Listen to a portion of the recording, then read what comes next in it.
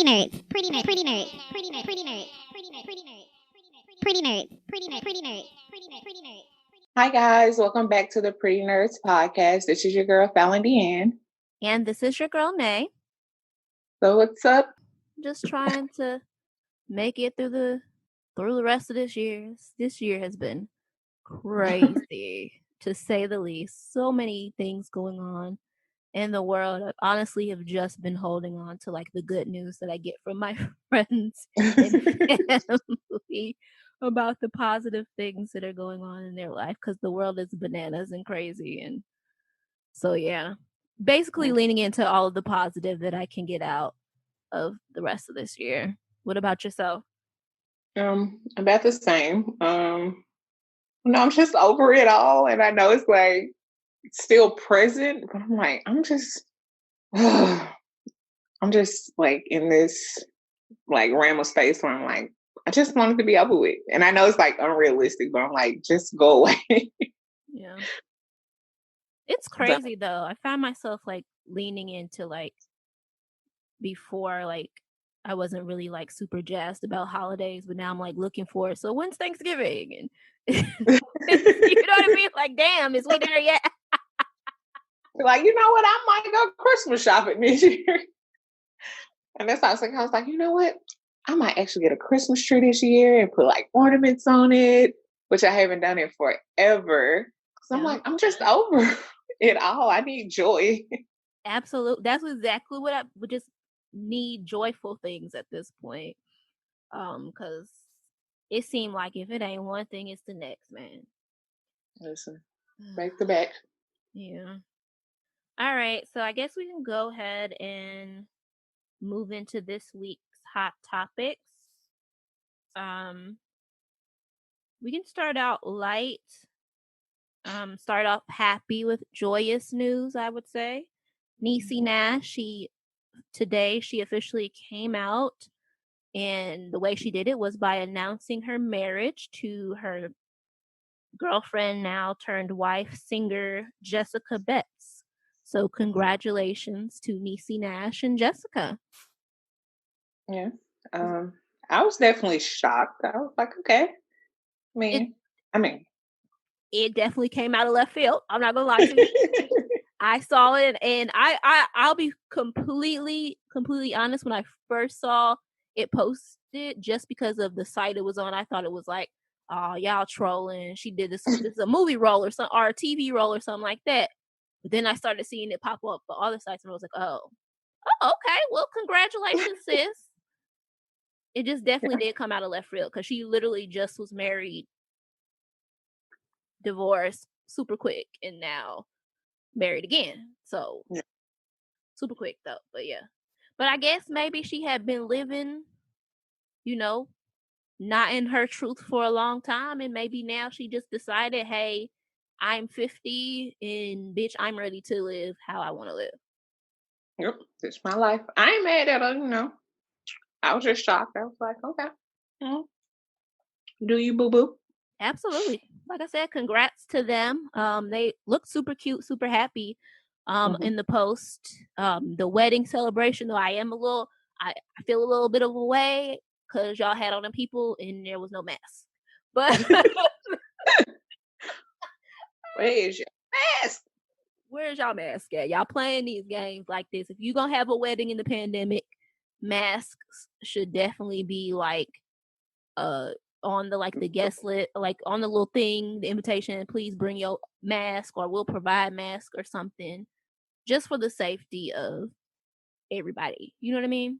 Because we're seeing too many of these little things where it's popping up with all these people who are basically like F COVID, and then next thing you know, you have these huge spikes from these little parties. Like, well, then they have like a concert or something with like, I want to say it was like Smash Mouth, by the way, which is really random as fuck, because who the fuck in 2020 is going to see Smash Mouth? But they had a random breakout because they had like a concert, and like the lead singer was yelling like fuck mask and fuck COVID and blah blah blah blah, and the next thing you know, they linked back like over 200 plus cases to the damn Smash Mouth concert.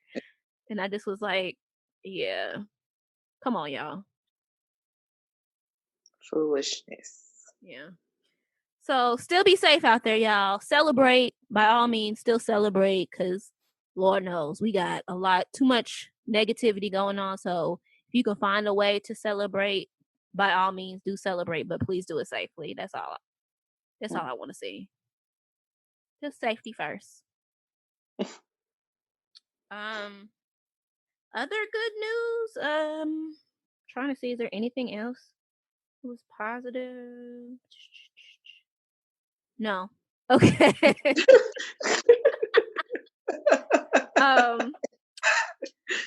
So let's jump into the mess.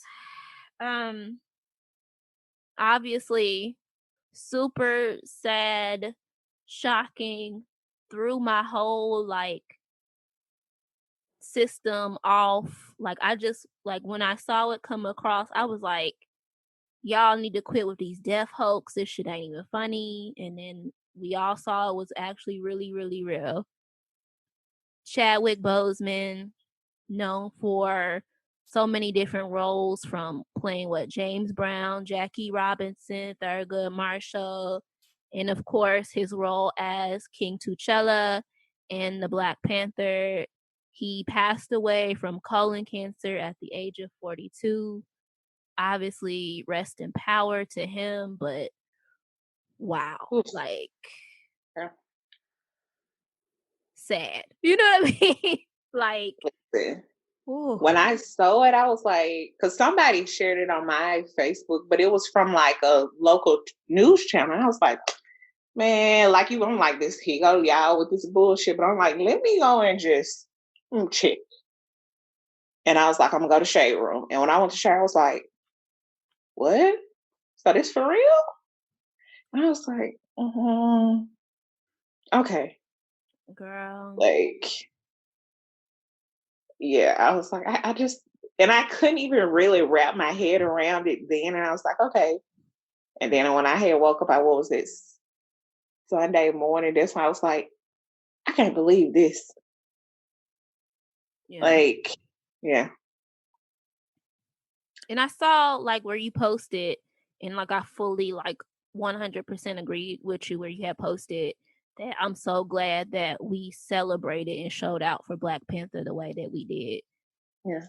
And that resonated with every part of my spirit, because it just was when you think about back to that Black Panther time, you had so many people writing their little think pieces saying y'all doing all of this and blah blah blah, and all y'all doing is giving money to the white man and blah blah blah. And in all actuality, now looking at it, I'm like, I really feel like that was some part of all of our spirits kind of knowing this something special. You know what I mean?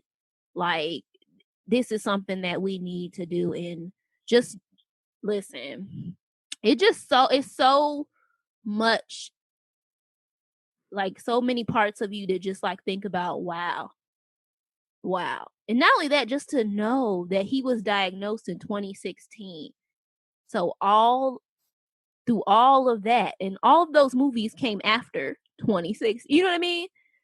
He was playing a whole superhero while going through chemotherapy and the taxing nature that had to be on his body. Yeah. And I was even thinking about, I'm like, man, he was shooting a movie, and one of the premise of the movie is that they had access to technology and medicine and things that could, heal anything. And it's he's sick. I don't know. I admire him for that. And then at the same time, I don't know. Yeah. I mean, it's just one of those things where you just man, you got to at least give him I'm just glad that we gave him his flowers while he was there. You know what I mean? That's the one thing that I could say that I'm so happy about, that he got his flowers while he was he got to know how much people loved him, how appreciative people was of him. You know what I mean? Not only that, to see the impact that he made on our kids. You know what I mean? That he made on the children, because people are right. That really was. I mean, listen, I am 33. That's the first time that I can think of where I actually saw a superhero, a movie of superhero. You know what I mean? That was about us. So, I mean, come on, like, I'm just saying. And that's why Ryan Coogler, hopefully I'm saying his name right, but I don't think I am. He was like, one of the, I guess, critiques that he gave him about like one of the scenes in the movie was that it's like they're Black people, they have to dance, they can't just stand there. And I was like, and when you think about those scenes like that, and you're like, man, that part, really, resonated with me in the movie. Yeah. It's tough. It definitely. And then just thinking about like what playing a superhero in a movie, even though I'm pretty, they don't do all the stunts themselves, but how physically draining it is. And then he had Xfinity, Endgame. Well, not Xfinity, excuse me. He had Infinity, Avengers, Affinity, and Endgame. So it's like, right. So because it was 2016, so he did Civil War, Black Panther, Infinity War, and Endgame, right? Yeah. So that's a lot. That's a lot. That's a lot. A lot. But yeah. The one thing I will say that I have not, well, the two things that I will say that I don't like, and this really in general comes up anytime there's deaths, is the shaming of people, like going and attacking people and shaming them. All y'all was clowning and y'all was joking and blah blah blah. Bruh, ain't no time for that. There are people actually grieving, his family grieving, like they don't want to see that. They don't care about that. They just care, you know what I mean? They just care that they lost somebody who they loved. You know what I mean? Like, y'all can save y'all think pieces for not when somebody died. That's one of my biggest pets. Save y'all think pieces, and for when y'all want to talk about bullying and whatever the hell y'all want to, for not when people die. Like it to me, it just feels so unsincere and inappropriate, like an inappropriate time to talk about shit like that. You know what I'm saying? Like, this man, it wasn't like a suicide. It wasn't like people pushed him to do, like, he died of cancer. Like, you know what I mean? Like, it's not, it just don't, it's not the time. It just wasn't, it's not the time. It's not the place to, like, do all that shit like that. And then the second thing I cannot stand, and I've talked about this before, is y'all with these fucking conspiracies. Look. Listen, I don't even know how they made a conspiracy out of this. I don't know. Falan. I really sat and I was like, how the fuck do you even come up with a conspiracy out of this? Like, the man had cancer, clearly. Said it. Everybody who was in the know, privy, who's, said that he had colon cancer. He was a proud man. He didn't want people to see him as a victim. So he kept it between the people, which you know what I'm saying? He has every right to do. So how do you even come up with some type of conspiracy theory around his death? Like, listen, when I saw the numbers, I was like, what? And then, of course, they start with it, but y'all ain't ready for that conversation. I'm like, no, I'm not, because it's foolish. What do you mean? Of course we're not. Like, and I think it kind of, for me, conspiracy theories kind of like trivialize and make it small about what happened. And like, everything is not a conspiracy theory. People actually, develop cancer and pass away from that and can be young and even healthy before. So why are you doing this? Wow. And I think it's an insult to the family. Absolutely. oh, to me, it's some of the most disgusting shit that I have seen. Is like y'all when y'all come up with these conspiracy theories. Like a lot of it too, though. I feel like a lot of it has to deal with the fact that maybe y'all parents maybe didn't talk to y'all about death. Like they didn't sit down and talk to you about death, or maybe they did, and maybe y'all just aren't accepting of death. You know what I mean? Like y'all have a fear of it, or or y'all aren't ready to face your own mortality. I don't know. Whatever it is that y'all have around death, for whatever reason, whenever somebody dies, y'all always try to trivialize it and make excuses. Listen, we born, we live, and we die. That's gonna happen. You know what I mean? That's life. That's how it go. That's the cycle. So I child, look, I can't. Listen, I can't I even still with you. baffled. It was like, and then he died on this person's birthday. No, it was Jackie Robinson event was canceled or postponed because of COVID, and it was supposed to be on the same date that Chadwick passed away. And then if you don't see it, I was like, what? I was like, so y'all think COVID happened to push a Jackie Robinson event back so it could be, you know what? Okay. Girl, listen, that's what I'm saying. Just, whoo, y'all, whoo, I'm like, that's all I yeah, can I don't say. think the universe plans that much. I don't know, but no. Listen, child, I'm telling y'all really getting to the point when it comes to these death conspiracies. This is as bad as y'all with that damn Illuminati bullshit. Like, I Ooh. can't. Y'all get on my nerves. That's all I can say. Y'all with these damn death and Illuminati conspiracy, and because honestly, it's really one and the same. Because them same people they all the same people who Like, so run with y'all them just be going on. And I wonder what they type in on YouTube to get this foolishness. Like, I'm not going to watch it, but I just want to know, like, you just go and type in the person's name and then, I don't know. Ooh.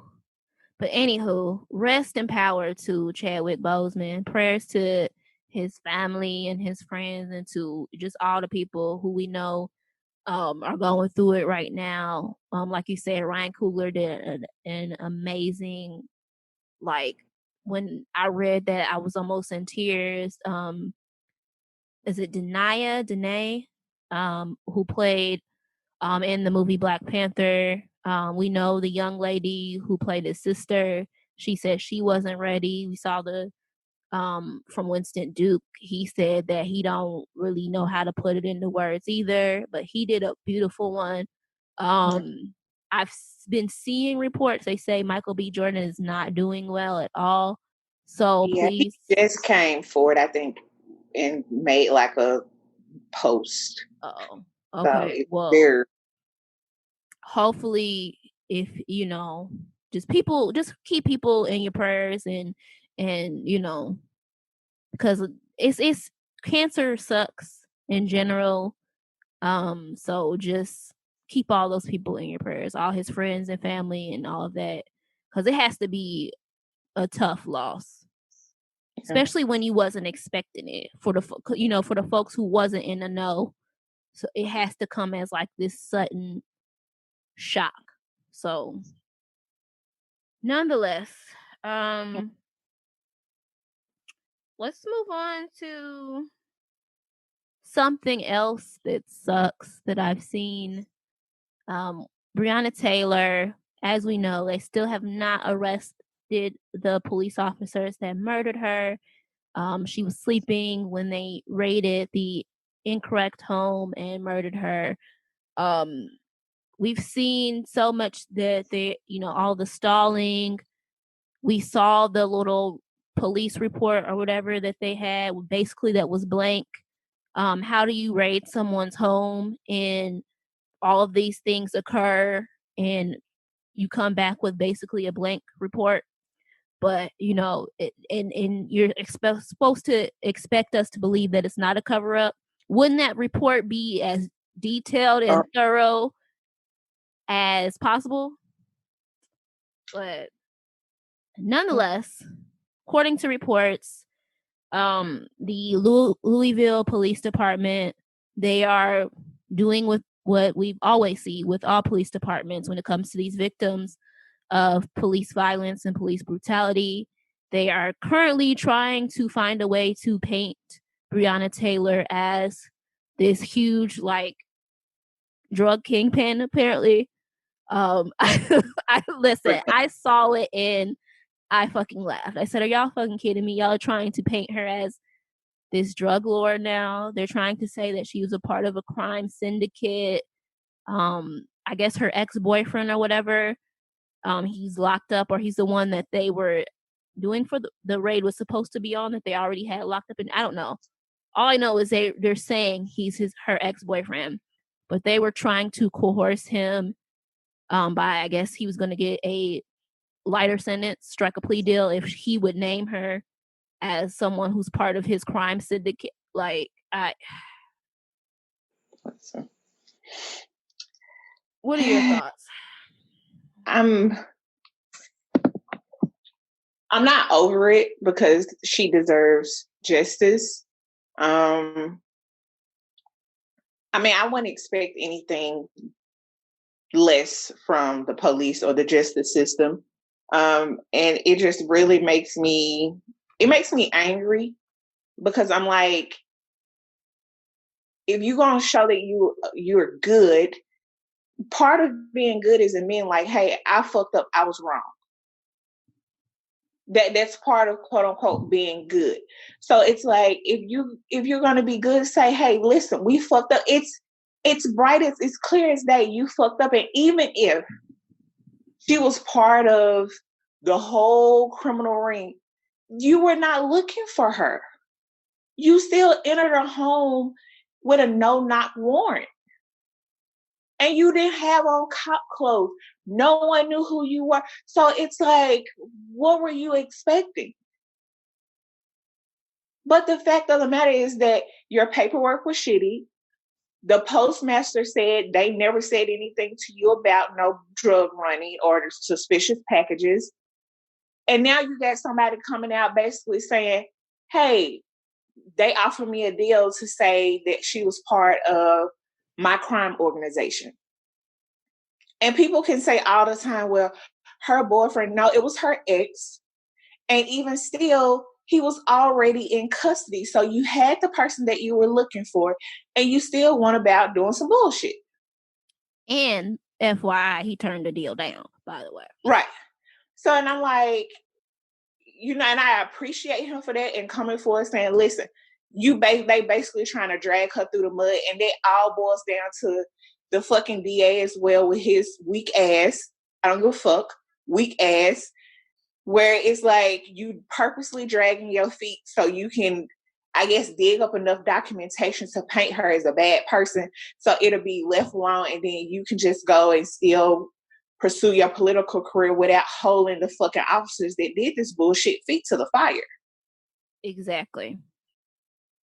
That's all it is. He's dragging his feet so that he feels like if I get far enough removed from it, and if I can put enough of these stories out, that people will start to turn and be like, okay, well, maybe she deserved it, or blah, blah. You know what I mean? Like, that's what he's hoping for.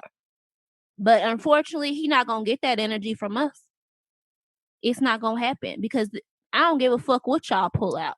Y'all could say she was the biggest kingpin on earth. According to y'all reports, y'all was raiding it and was looking for the man who was sitting already in a jail cell. So y'all fucked up. Y'all entered her house with a no-knock. Those are facts. Y'all admitted to entering her home on a no-knock warrant, looking for someone you already had in jail, and then you mistakenly shoot and kill her. And then it comes out after the fact, it comes out that she was still alive and breathing while y'all was still there, but y'all left her there for dead. Y'all didn't call the fucking ambulance. Y'all don't call no fucking ambulance for her. Isn't that what y'all supposed to do? 30 minutes she laid there still alive, where you could at least get her medical attention. Right. Because if she was such a suspect, like y'all trying to paint her out to be, wouldn't you want to bring her in alive?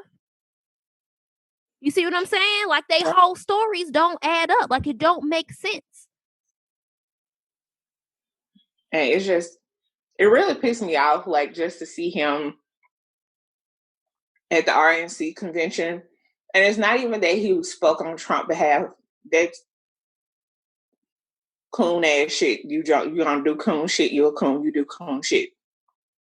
But it's just like, bro, no fucking progress at all. And then you met with her family, like a month ago? And I'm pretty sure you probably sold them fucking dreams. And they thinking they gonna get justice for their daughter, but at the same time, you coming out with all this bullshit. Facts. Just ridiculousness. So, yeah, I'm just... Whole story just turns my stomach. And it's just another indication of just where this country is right now, honestly. Just pathetic. Moving on from that, and I actually skipped over this, and we should have talked about it right after the Chadwick Boseman. We spoke about him passing. Omari Hardrick posted on a post, I guess, giving his condolences for the passing of Chadwick Boseman. It was weird. I'm not gonna lie to you. It was weird. And I mean, in all honesty, I feel like people don't owe us posts or anything like that. Like, they don't have to say anything. But like, when you do, like, make sure it's right. Yeah, that's what I'm saying. Like, it shouldn't be that. Yeah. Because his post just was weird. I don't. Yeah, and he was like, we're competitors, and I'm like, what? And even some of the responses that I saw, like when he replied back to people, was like, they call us for the same role. I'm like, they called you for Thurgood Marshall? I mean, no, I can't see. Like, I can't see it. I'm like, I ain't never seen you on no Law and Order episode. I don't think. Nope. And if he was on one, I don't even remember him. So it was just that I'm like, you cannot tell me they called you for no fucking James. Boy, get your ass.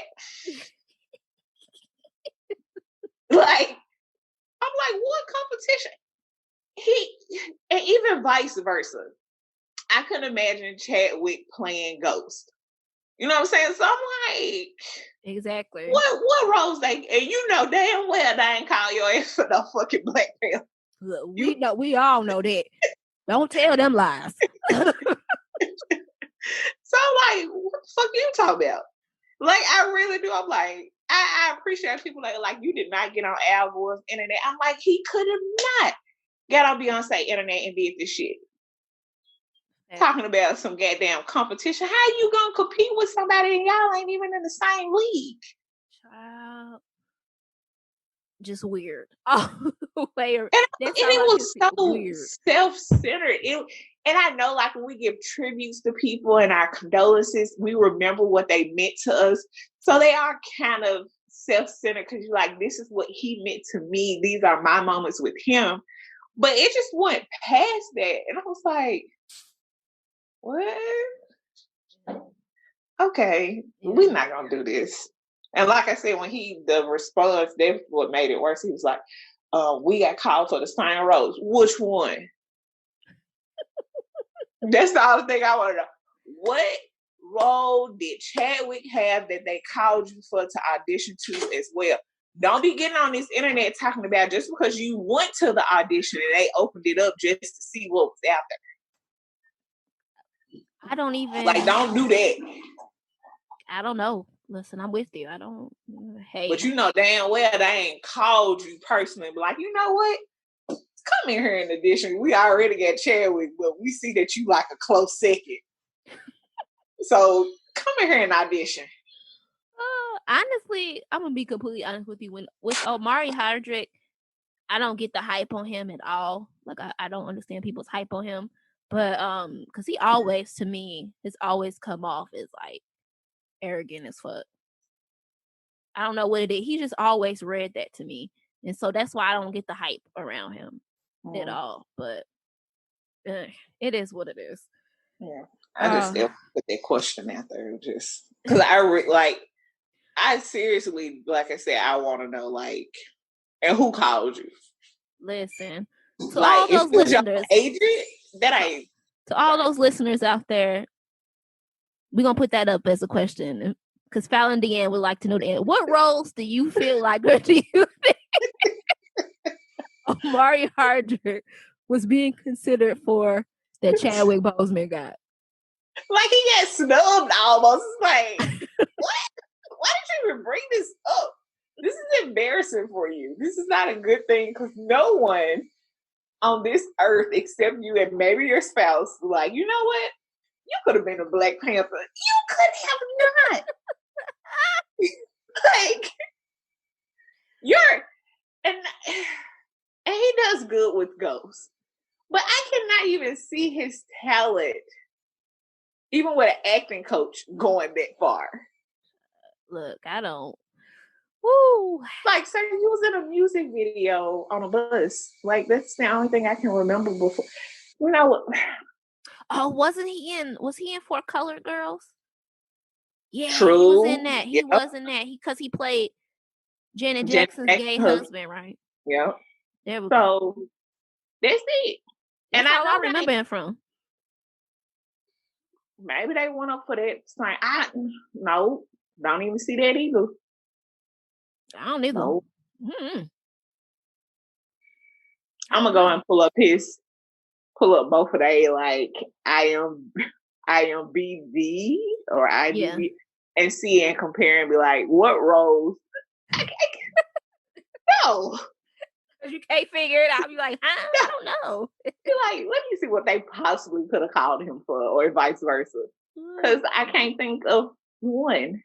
Mm-hmm. Well, we'll see if anybody out there in the land can figure it out either. If y'all know any role, y'all drop us a line and let us know. Because I'm with Falan DeAnn. I don't know.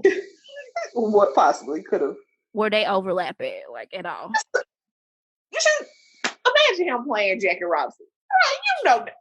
Listen, come on now. we're not gonna do that. We're not gonna do that tonight. Okay, I'm done. Speaking of things that we are also not gonna do today, Bella Thorne, she made the decision to join OnlyFans. Which, listen, we don't knock whoever, want to join OnlyFans. That's their business. Get your money, do what you do. However, Bella Thorne, she decides to go on OnlyFans. They told her as, becoming the person to make $1 million in one day, like, the highest paying, whatever, which isn't surprising because, let's be honest, if you look at the people who have announced that they have OnlyFans page, she's pretty much the only quote unquote A-lister, even though I don't really know her like that. But apparently, listen, from what I understand, apparently she's super popular and actually gets like real roles and shit like that. I don't know. Listen, I don't really know much about her outside of that, but that's not my genre. So I don't know. But anyway, so she's probably the biggest star that they've had sign up for OnlyFans. So when they say she made $1 million in a day, I was not surprised. But hey, apparently that was a shock. Woo, whatever. People weren't knocking her for that. The controversy came from she apparently sent out that if you paid her, like, was it $200 a pop? Yeah. I think it was like $200 a pop for like a special pay-per-view. She was going to send out nudes. Apparently, obviously, they paid their $200 and she sent them a lingerie pic. OnlyFans has like a thing where they say if you are scammed, we will give you your money back. All of them people sent their thing back, and it basically they said it damn near crashed the thing because all the people wanted their money. And that forced OnlyFans to have to, I guess, rethink their policies. And so now they've put a cap on, I guess, the money. They're They saying put a cap on the money, the time it takes you to get the money, how much you can receive. And basically, they cap everything, how much you can receive in tips, everything. So I guess at first it was maybe like an instant pay type deal. Right. Now there's like a 30-day hold on funds. Yeah. So needless to say, she fucked over a bunch of people who essentially use that site to make money for real, especially during this pandemic. I mean, listen, you can knock whoever, you can not agree with it or agree with it, whatever, but sex workers exist. They have, you know what I mean? There are people who pay for sex workers. There are people who pay to see it. We all know strip clubs exist, porn exists, prostitution exists. You know what I mean? Like escorts exist. Like it's not something new. And honestly, they should normalize it so that people are more safe. You know what I mean? Like there shouldn't be like punishments around it. Normalize that shit so people are safe and protected, and we don't have all of the situations that we currently have. But my thing is that you have sex workers who generally use this site to make a living. You know what I mean? And so here you have a person who didn't need it. She didn't need the money. You know, she didn't need the money. Her whole premise of why she joined it was quote unquote so she could control her own image and so that she can draw attention to sex workers and sex work and blah blah blah blah blah. Basically, you shit on everybody and cause them to, you know, lose their income because they were getting, just imagine going from getting I think they said what was a weekly paycheck, or you know, they basically got to get their money pretty instantaneously. To now having to wait a whole month just to see any of the money. Yeah. And then having a cap on it. You know what I mean? Like for them, a lot of them were in from what they were saying, like a lot of them were breaking it down, is that having a cap on to the outside people, they're like, well, that's not a big deal. But to them, and which I also didn't know, they have to, OnlyFans gets a cut. And it's not a small cut either. I think they said it's like a good, you know, 10-20%. Like it's a good chunk of whatever they make. So imagine going from getting paid, you know, I'll say weekly just for whatever, getting paid weekly and somebody taking that big chunk out of it. And now not only are they still going to be taking that big chunk, but you have to wait a whole month to see it. And there's a cap on it. So, you know what I mean? Like, yeah. Absolutely ridiculous. But that's white folks way. Yeah, and listen, when I saw it, I was like, what the fuck did she do? And I was like, bruh, see, why? Because even if hypothetically there were leaked pictures of you, you have enough resources where they never make it to the light of day. So I don't know why even I'm trying to control my own image and bring and highlight sex work. And you did it by lying to people so they'll sign up for your OnlyFans. Why you didn't put your favorite OnlyFans account or something like that and let people generate income from that? Exactly. Like, it's so much easier than the shitty move that you pulled. And then when we think about it, and people like, this is a pandemic, people have went to OnlyFans and made money. And I just want to put it out there because, you know, we talk about sex workers, but one of the biggest accounts on OnlyFans before Bella Thorne was actually a fitness guru person. Yeah, very true. So it's not just like sex work. People get on there and like watch people cook. I personally wouldn't pay to watch people cook, but it's the thing. Yeah. So like, it's not, but it's just really like a lot of everyday stuff of people making money off just their talents that, listen, they may have been laid off. They may even work from, you know, stay at home moms. Like, okay, I got this talent. I'm going to put it on OnlyFans. Just things like that, that it's generating income. And I'm like, not even only you waiting a month for your cash, OnlyFans get a cut, and then you probably gonna receive a 1099 at the end of the year, so you pay your taxes on the money. So Right. it's just a whole mess. it's I don't. Yeah, that shit right there was like, this bitch. Basically, just a whole mess in general. But hopefully, you know, she claims she's going to work directly with OnlyFans to see if she really was the cause. Then maybe they can, you know, come to some sort of agreement and she can fix it, or it can go back to how it was. I don't know. In general, I feel like unfortunately, you know, I hate to say for sex workers, because a lot of them used OnlyFans. I think that time is coming to an end with as popular as OnlyFans is becoming. You know, with everybody from like the Cardi B's and all of that saying that they're going to start using it for whatever reason that they're using it in order to make money. I think that you're going to see another platform essentially where people who genuinely were using something to make money are going to be pushed out yet. You know what I mean? Pushed out yet again. It's kind of like podcasting.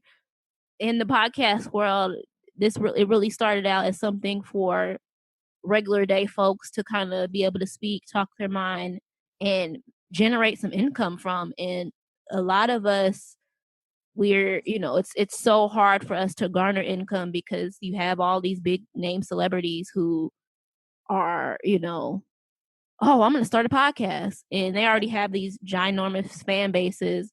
So of course they're going to be able to get the big sponsorships and ads and money and all that. So unfortunately for sex workers, I think that OnlyFans is going to become like but obsolete for them, because they're already, I mean, we've already seen the kind of the reports where they're saying that OnlyFans is trying to rebrand and kind of push sex workers out because they don't want that to be what their brand is known for. But you're like, bro, it is what it is at this point. You better take your cash, because I feel like it's a beneficial relationship. Be like, so what you gonna do when they leave?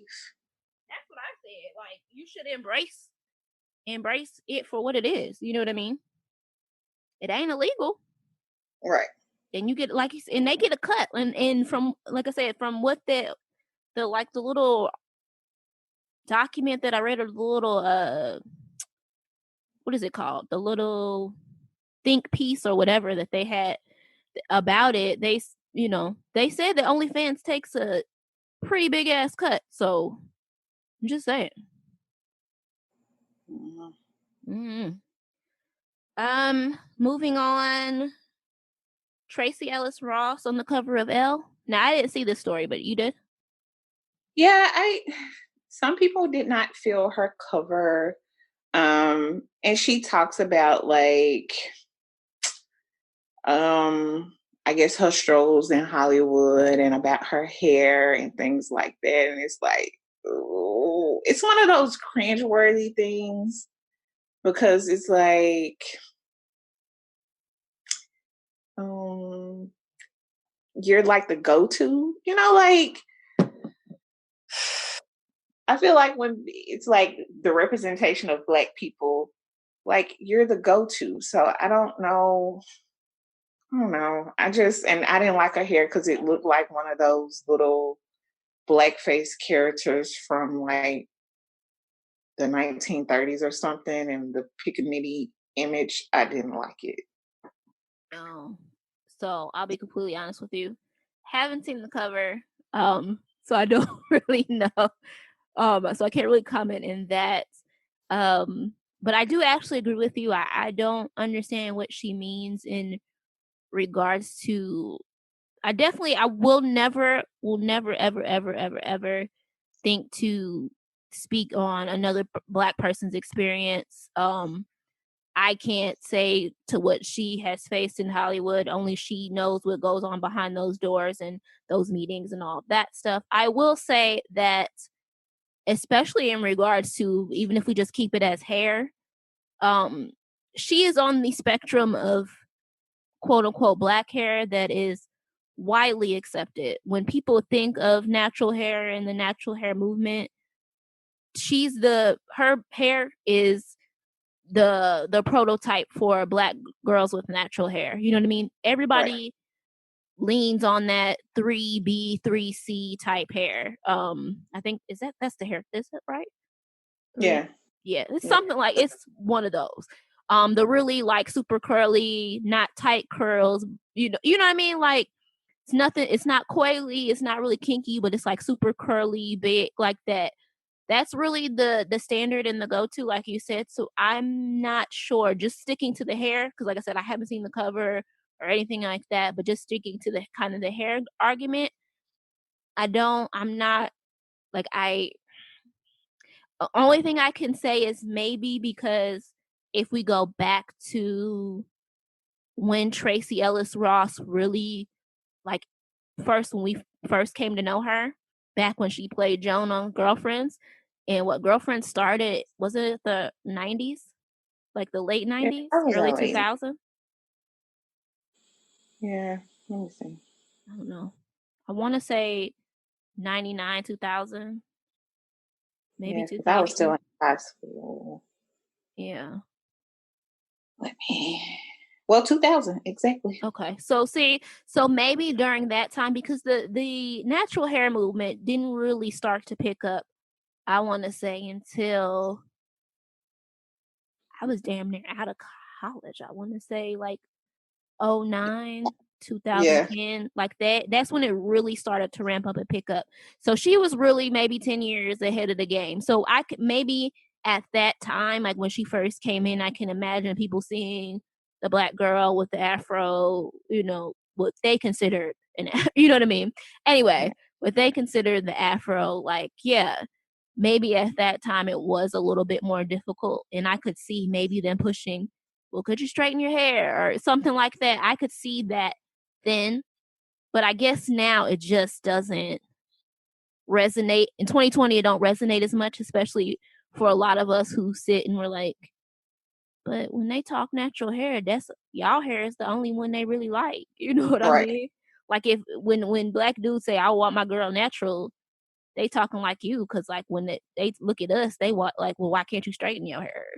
You know what I mean? Like, that's how they treat the rest of us. But it's not that I can actually come through it right now. But even when you think about like that time, it's like you were still acceptable. Like, you could still go and find natural hair products for your hair. Like, natural products to cater to 4C hair, even 4B, or even in the 4s in general. You are literally at home. Like, if you started out natural, when the movement first started, even before then, you were literally at home, like with probably the aloe vera plant peeled open, some, Jamaican black castor oil, and let me get this and put this. Like, you were literally sitting there putting shit together to see, like, let me see if this concoction is going to work for me. Yeah.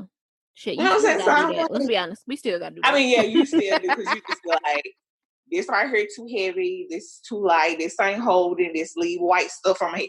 So it's like, yeah. I agree. But like, I can see, I don't know, because I'm pretty sure you had struggles in Hollywood from, everybody's viewpoint. But I'm like, your mom is also Diana Ross.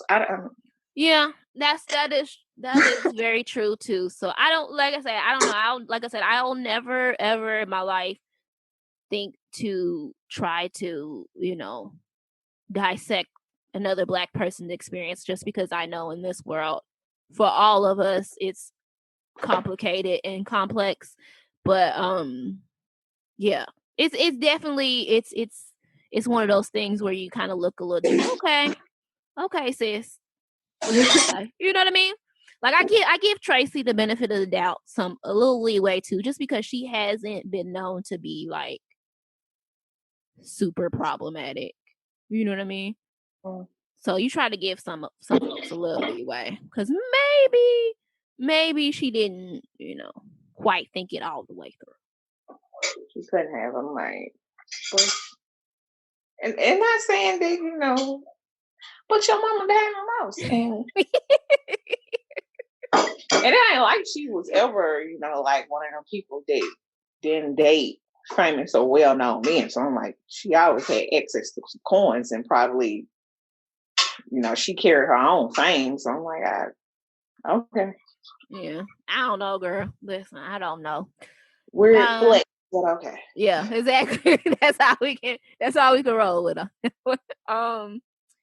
Speaking of weird flexes, Adele, she decided to big up her Jamaican roots, I guess.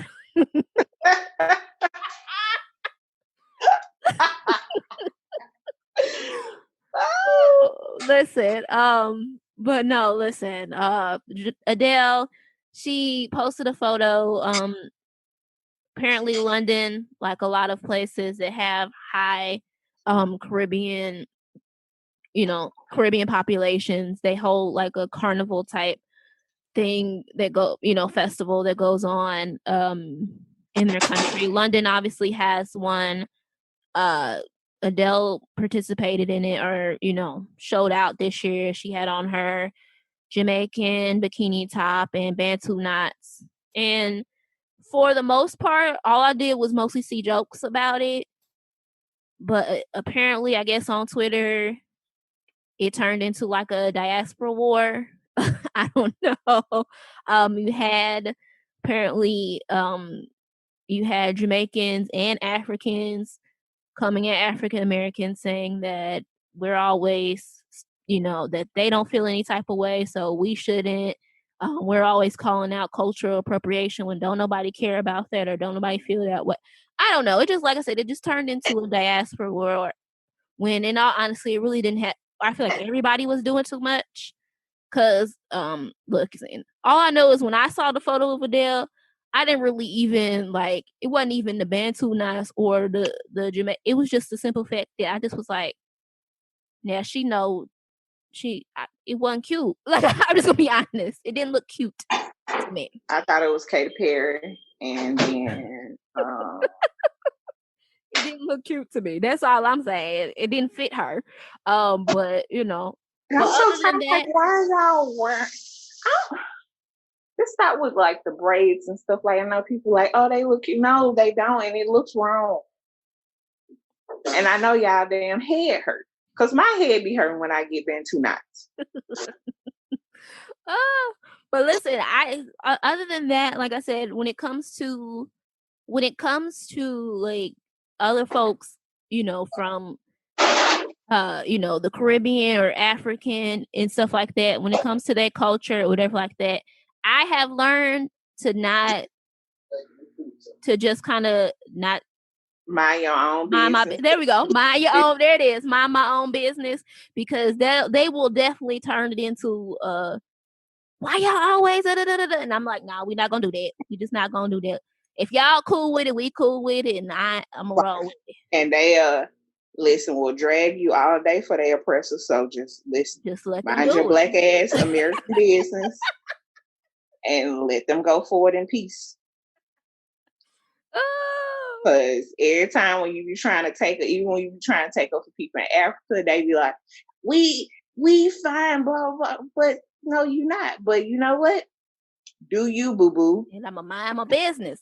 Mind your business. Mind your own black ass American business. But I feel like that needs to go the other way too. That's all I'm going to say. Listen.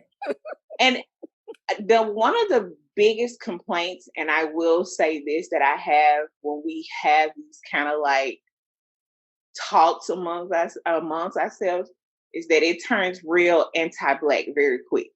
Very quickly. And that's the only thing that really pisses me off, because I'm like, you have these images, they was like, well, Americans are lazy, blah, blah, blah, Black Americans are lazy. And I'm like, first of all, if we didn't work, you wouldn't be working. Like, let's just be honest. The benefits that you have in America, we work for those benefits and are still working for those benefits. Mm-hmm. And I'm like, you are basically pit against us to be like, oh, you're a model minority when you're not. Or immigrant, whatever. So that's one of my like big deals with it. Is just it turns into this whole anti-blackness or anti-Black American rant, and you worry about what's going on in the U.S., but then at the same time, or this is what I learned about the U.S. from the media. And that's another big thing is probably over that I know is that you take the media word for it. Be like, well, I saw this in the media. Be like, well, if I listen to everything in the media about places in Africa, the Caribbean, it's horrible.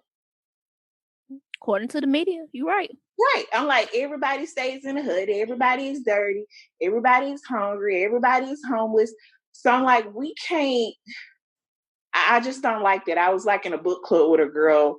She was from Africa, and she was like, well, the only images that we saw of Black American people was like crime and all this. And I'm like, okay, that's fine. But you're also smart enough to do your own research, and you know the propaganda that they spread about Africa.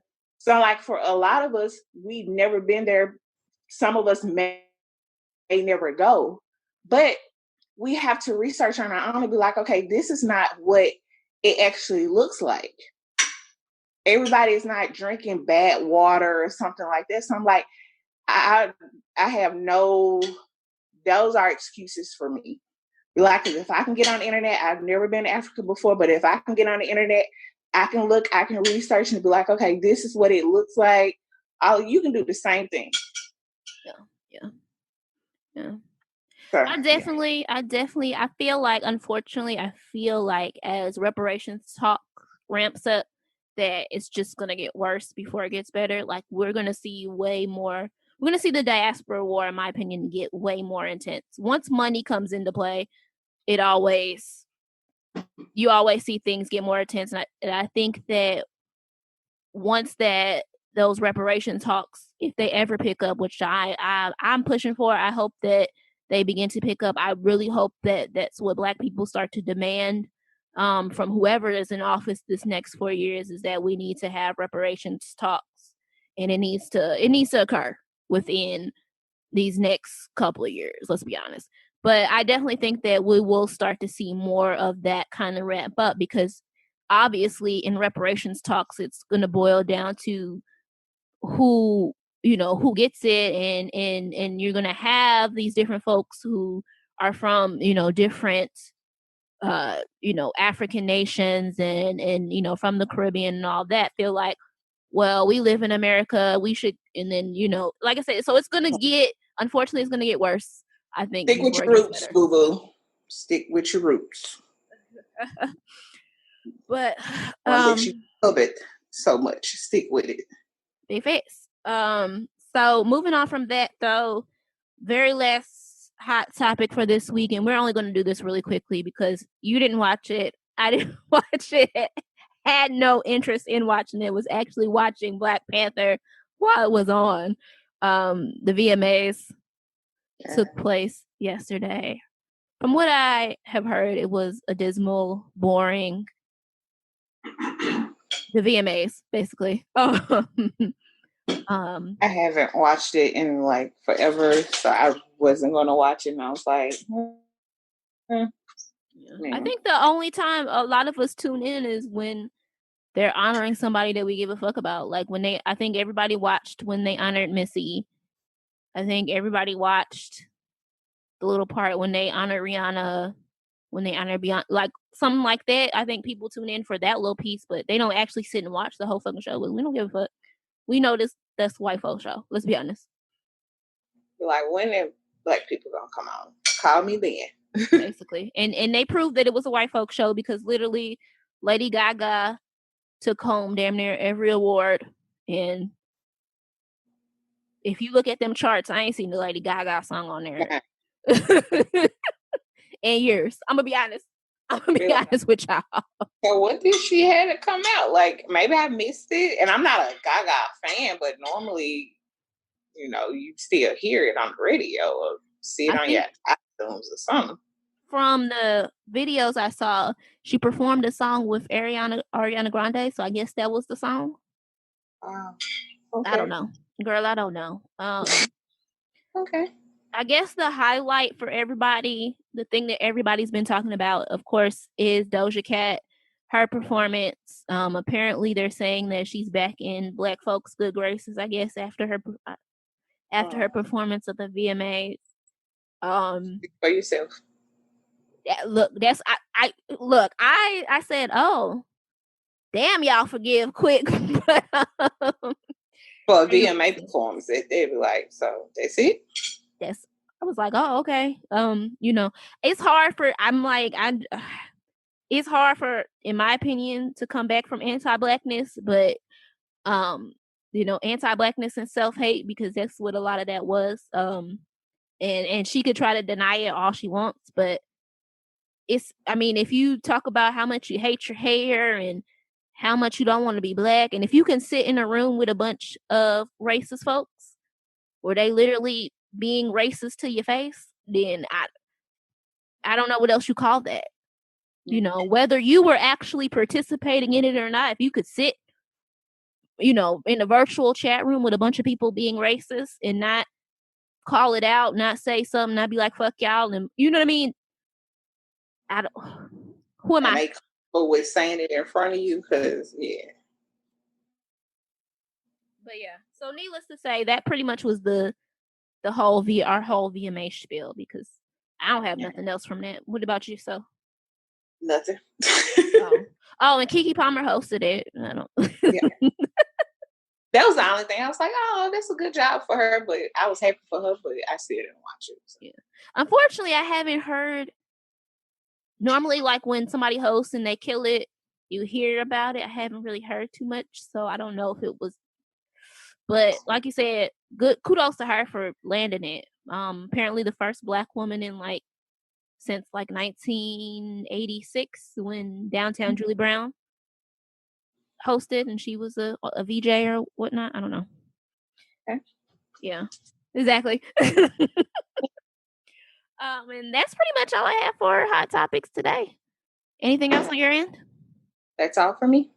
All right, so let's go ahead and move into the relationship portion of the show. I am going to kick us off this week with a pretty interesting question. So I actually saw like a report, or like one of those little weird report study things that they're trying, they're doing all these little things lately. Basically, they said that Black women, the reason that we engage in struggle love so much is because we are taught to search for love over money or financial security, as opposed to our counterparts who are raised to always, go, search for money, financial security, financial status. Basically, they're supposedly, I don't want to say trained, but they're taught to always shoot for the top. You know what I mean? Reach for the highest, I guess, guy or status, socially climb. There we go. That's it. Socially climb. So that is what drove my question this week, which is, what in a relationship, what do you think is more important? Love or money and financial security? What do you think is more important to find?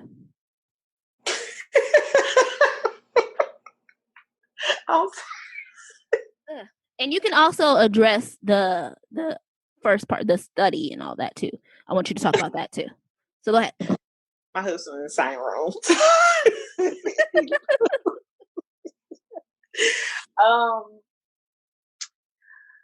So I'll start with the study first. I will say I agree.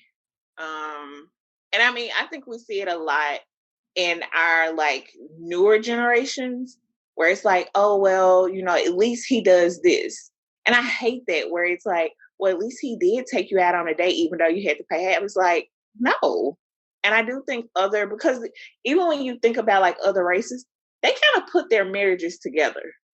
Even though it might not be like, oh, you're going to marry this person for every race or ethnicity. It's not that arranged, but you kind of know it's like, oh, you two are going to get married, and they kind of push you together because it's like, oh, you know, he has potential to do this and all this. So I'm like, I can't agree on that part. It's that that people kind of like push, like, okay, you should marry this person because of their earning potential. And I even think even with military, especially if you stay in a military town, that I've seen like, you know, comments where people kind of like push like, oh, you should marry a military man or something like that. I don't know why, but for me, security kind of inches above love. And I definitely want to love the person that I'm with deeply, but I have to feel secure. Like, and even though I know, like, okay, we're going to run into money troubles or finances may not always be 100%, I got to have that security knowing that even though if that happens, you get it. You know what I'm saying? Like, you get me. My mother didn't necessarily teach me that because, you know, she was like, you know, a man should be a provider. But like I said, I do see a lot, especially in like the all women's group, they should get real pick me real quick. Right. And it be in abundance. So it's not just like one or two comments. It be an abundance of pick me's. It's like, oh girl, you should be happy that, you know, he got you this, or that he at least thought about you. And it's like, all the time the thought that counts don't work. Right. You know what I'm saying? Like, you got to really take it, especially when you start bringing in children and all of this stuff like that. No, like, you got to be ready. And I'm like, even, like I said, looking at our other counterparts, they'll build a whole family and don't even really love each other. It's just like, okay, I think you'll make a good wife, a good mother. You make a good husband, a good father. We can make this work. Right. So, yeah, like I said, but for me, like, just an inch above. Like, I still want to be deeply in love, but that money and that security, it just amplifies the love that I have for you. Right. Well, on my end, addressing the study first, I will actually say that I definitely agree in that our counterparts are 100% taught to, from an early age, taught how to social climb. They are taught to seek it out. They are taught, you know what I mean? Like, yeah. That's something that they're like is just in their, I don't know. I don't want to call it like their handbook or whatever like that, but you know what I mean? Because they go to colleges based on it. Yeah, based on who, you know, what type of man is going to be there for them to marry, you know, what type of affluent men are going to attend there and all that, different things like that. So I definitely, and not only that, you can see it in how acceptable it is on their end. Notice how for us, Black women, if they quote unquote are looking for financial security or for a man to take care of them, that automatically puts them, they're a gold digger. You know what I mean? But for white women, or, you know, for any other woman of color, woman, period, they are looked at as, that's just their social climbing. That's what you're supposed to do as a woman. You're supposed to find a man who can provide for you, take care of you, you know, and hopefully, you know, if he happens to be affluent, the better. You know what I mean? That's just situating and preparing your, you know, your future generations to have more money. And I definitely agree with you in that. It's not that they, like you said, it's not that they have arranged marriages necessarily, but they definitely keep the money. They know how to keep the money within their same little social circles. Like, when it comes to their kids, like they don't necessarily say you have to marry, but they make sure, hey, we'll raise them together. They're going to be around each other. And, you know, they stay in the same social circle and they'll all date and whatever until, you know, they get married and all that. So they know how to keep the money basically in the same spaces. I definitely think that we could take some notes from that and learn from that. And I think that it's something that we should be doing, to be honest. You know what I mean?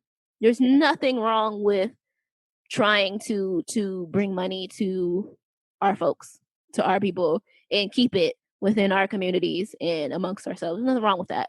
And I think it's something that should be taught more. We should be teaching men and women how to social climb. I'm sorry. You know what I mean? It's important. You know what I mean? Like we should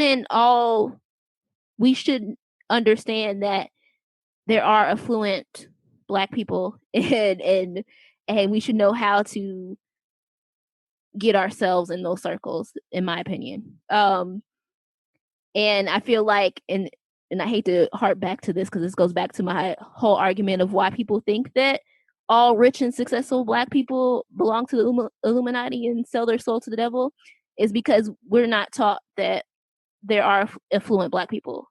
You know what I mean? Like we're not used to seeing that way. We feel like if you don't struggle, then, or you know, if you're not struggling, I'm struggling and you're not struggling, then somehow you had to do something negative in order to garner money and wealth. And that should not be our thought process at all. So, unless you are a billionaire. Yeah, that is true. I mean, it takes but it's not Illuminati, it's more of exploiting people. Yeah, basically. Basically, you have to, in order to be a billionaire, you're going to have to hurt a lot of people in order to get there. There's no way to garner that type of money and not fuck over people in order to do it. Look at Jeff Bezos. Is it Bezos? Bezos? Whatever. The Amazon guy. There's no way he got to where he is without fucking over a bunch of people. Yeah. It is what it is. But yeah. But as far as love and money, so I would say that for me, money and financial security aren't one and the same. You know what I mean? Because I think that like not all dudes who have a lot of money are financially secure, because not all people know how to actually. Go ahead. Oh no, I was just agreeing with you. True. Yeah, because not all people know what to do with money. Not all people are good with money. Just because they got it, don't mean that they know how to manage it, know how to hold on to it, know how to increase it. That's why you see so many of these quote unquote people who get rich quick and then their next generation or, whatever, they right back to where they started. There's a difference between being rich and being wealthy. And I think that's what I think about when I think of money and financial security. I feel like people who have money, yeah, you're rich, but that doesn't necessarily mean you're wealthy or financially secure. So for me, I think that when it comes to things, I don't want to say I place them. I don't think I place either. Like money is below financial security. And I feel like financial security and love are like right there, equal. And then like money is underneath. For others, they may be rich, but on the I guess on the inside, they're not wealthy. So for me, their financial security and love are like equal footed, and then money is like underneath. Just because I don't see money and financial security as the same thing.